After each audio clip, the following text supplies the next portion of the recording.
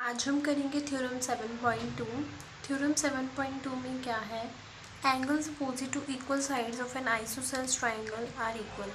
सबसे पहले तो इस थ्योरम को समझते हैं कि यहाँ पे आइसोसेल्स ट्राइंगल की बात की जा रही है। आइसोसेल्स ट्राइंगल क्या होता है, जिसकी दोनों ही साइड्स क्या होती हैं, बराबर होती हैं। अब उन्होंने कहा कि दोनों साइड बराबर है, तो फिर ये एंगल्स बराबर होने चाहिए आपस में कि नहीं होने चाहिए। देखो, आपने वैसे तो ये करा हुआ है कि मान लो अगर ये 3 सेंटीमीटर है, ये भी 3 सेंटीमीटर है और ये जो एंगल गिवन है वो 60 डिग्री का है और कहा है कि ये एंगल फाइंड करो। तो हमें पता है अगर ये दोनों ही साइड्स बराबर हैं आपस में, तो एंगल ये अगर 60 है तो ये एंगल भी क्या होगा 60 डिग्री का। ये हमें इस थ्योरम में प्रूव करना है। तो देखो ज़रा, अब ये डायग्राम तो मैंने समझाने के लिए क्या है, अब हम इसको प्रॉपर वे में ड्रॉ करते हैं। सबसे पहले हमें क्या ड्रॉ करना पड़ेगा, सबसे पहले हमें ट्राइंगल ड्रॉ करते हैं। तो ट्राइंगल कैसा होना चाहिए आपका, आइसोसेल्स ट्राइंगल। आइसोसेल्स ट्राइंगल पहले ही बता दिया, जिसकी 2 साइड्स क्या होती है आपस में बराबर होती हैं। तो let's draw an isosceles triangle.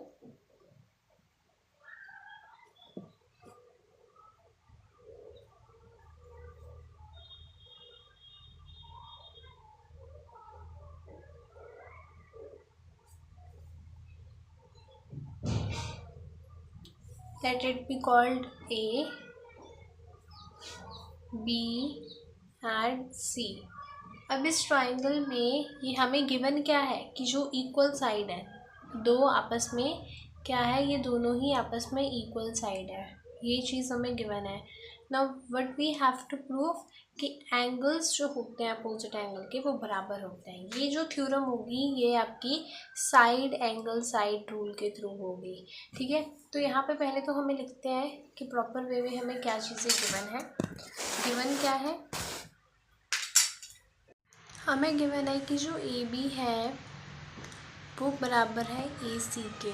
हमें यहाँ पे प्रूफ क्या करना है, टू प्रूव करना है कि जो एंगल है बी वो बराबर है एंगल सी के। यहाँ पे प्रूफ करने के लिए हमें थोड़ा सा क्या करना पड़ेगा, कंस्ट्रक्शन करना पड़ेगा।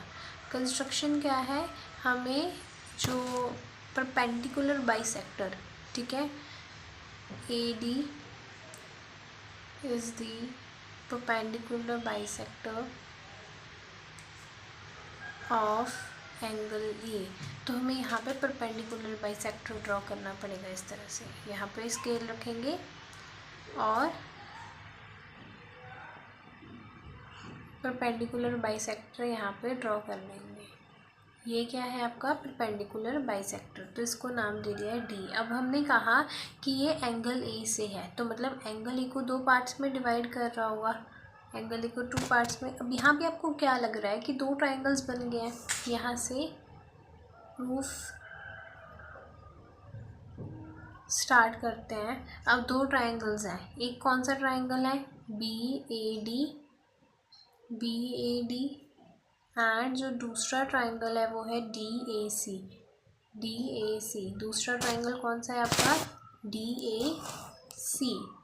अब इस ट्राइंगल में देखो 3 चीज़ें ढूंढनी होती है हमें कोई भी। हमें पता है कि जो बी ए बी है वो बराबर है ए सी के, ये तो हमें ऑलरेडी गिवन था।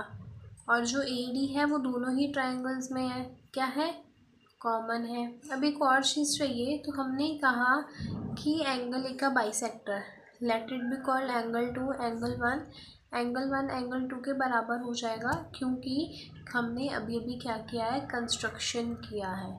तो अब 3 चीज़ें हो गई हैं, हेंस हम कह सकते हैं कि जो triangle A B A D है वो कॉन्ग्रुएंट है डी ए सी के।